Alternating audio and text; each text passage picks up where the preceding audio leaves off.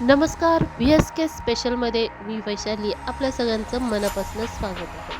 आज आपण अतिशय झटपट आणि अगदी 2 मिनिटामध्ये होणारे साबुदाण्याचे वाफेवरचे पापड बनवणार आहोत. इतकी सोपी पद्धत आहे, इतकी सोपी पद्धत आहे की कोणीही बनवू शकाल एवढी सोपी पद्धत आहे.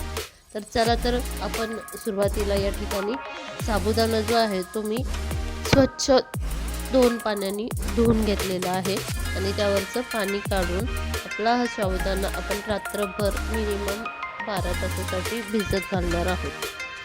तुम्ही छोटा साबुदाणा घेऊ शकता किंवा मोठा साबुदाणा घेऊ शकता, कुठलाही घेतला तरी चालेल. मी या ठिकाणी दोन्ही प्रकारचा साबुदाणा भिजत घातलेला आहे, छोटा पण आणि मोठा पण. रात्रभर भिजल्यानंतर अगदी 12 तासानंतर आपला साबुदाणा खूप छान पद्धतीने भिजला आहे, एकदम सुटसुटीत झालेला आहे. तर आपल्याला आता याचे पापड बनवण्यासाठी घेणार आहोत. एक ताट घ्यायचं आहे आणि ताटावरती या साबुदाण्यामध्ये थोडंसं मीठ टाकून मिक्स केलेलं आहे मी. तुम्हाला तुमच्या आवडीनुसार जर मिरची वगैरे टाकायचं असेल तर टाकू शकता.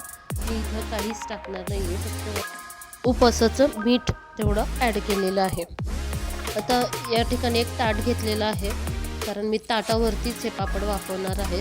तर एका बांगडीच्या साहाय्याने किंवा तुम्हाला जर तसेच गोल बनवता येत असेल तर तुम्ही तो जो साबुदाणा आहे तो आपल्याला अशा पद्धतीने गोल बनवून, मी गॅसवरती एक कढई ठेवली होती आणि त्यावरती हे ताट ठेवून आपल्याला वाफवण्यासाठी एक 5 ते 10 मिनिट आपण हे झाकून वाफवून घेणार आहोत. एक 10 मिनिटानंतर आपले जे पापड आहेत ते खूप छान शिजलेले आहेत. आपण ताट बाजूला घेऊन थंड करून तुम्ही बघू शकता, एकदम आपला साबुदाणा जो आहे तो छान वाफवला गेलेला आहे, शिजला आहे तो. अतिशय पटापट आपल्याला हे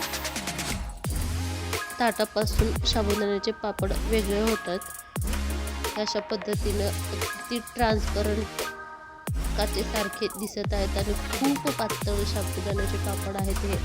तर हे पापड आता काढून तुम्ही उन्हामध्ये वाळवू शकता. अजून एक पद्धत मी तुम्हाला या ठिकाणी सांगणार आहे वाफवण्याची, ते म्हणजे इडली पात्र. इडली पात्र घ्यायचं आहे आणि त्यावरती आपला जो साबुदाणा भिजलेला साबुदाणा आहे तो आपल्याला तो असा व्यवस्थित गोल ह्याच्यामध्ये ॲड करून घ्यायचा आहे. जाड पातळ तुम्हाला जसे पापड हवे असतील त्या पद्धतीने तुम्ही इथं ॲड करू शकता. अशा पद्धतीने सगळ्या गोलमध्ये मी साबुदाणा भरून घेणार आहे आणि आपण जसं इडली करण्यासाठी इडली पात्र लावतो त्या पद्धतीनं लावून एक 5 ते 10 मिनिटं वाफवून घेणार आहोत.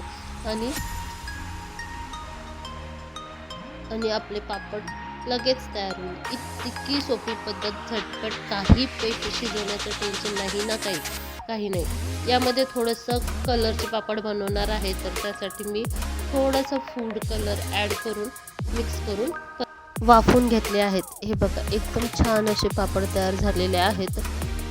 अतिशय पटापट निघतात पण आणि खूप सोपी पद्धत आहे. दोन्ही पद्धतीने तुम्ही करून बघू शकता. जर तुम्हाला थोडेसे जाडसर हवे असेल तर इडली पात्रामध्ये ते थोडेसे जाड होतात आणि ताटामध्ये एकदम पातळ थर तयार होतो. तर अशा पद्धतीने आपण हे सगळे पापड तयार करून घेऊया आणि 1 ते 2 दिवस आपल्याला हे उन्हामध्ये वाळवून घ्यायचे आहेत. एक थेंबही तेलाचा वापर न करता, पीठ शिजवण्याचं टेन्शन कसलंच न घेता अतिशय झटपट 2 मिनिटामध्ये पण असे पापड तयार झालेले आहेत. आणि आपण हे सगळे पापड काढून उन्हामध्ये वाळून घेतल्यानंतर अतिशय सुंदर आपले पापड दिसत आहेत. तुम्ही बघू शकता, पूर्ण काचेसारखे ट्रान्सपरंट पापड तयार झालेले आहेत. खूप पातळ तयार झालेले आहेत, एकदम भारी. चला तर बघूया तळून आपण. अशा पद्धतीनं तळून बघूया. तेल गरम केलं ठेवलेलं आहे आणि त्यामध्ये आपण पापड खूप छान फुगलेलं आहे.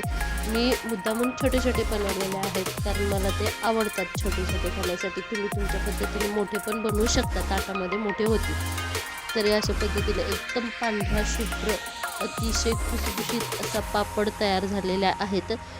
हे बघा, बघू शकता एकदम पांढरा शुभ्र कलर आलेला आहे. या पद्धतीने पापड नक्कीच तयार करून बघा. रुखवतामध्ये देण्यासाठी पण खूप सुंदर दिसतात. तर वेगवेगळे कलर वापरून तुम्ही रुखवत वगैरे बनवू शकता.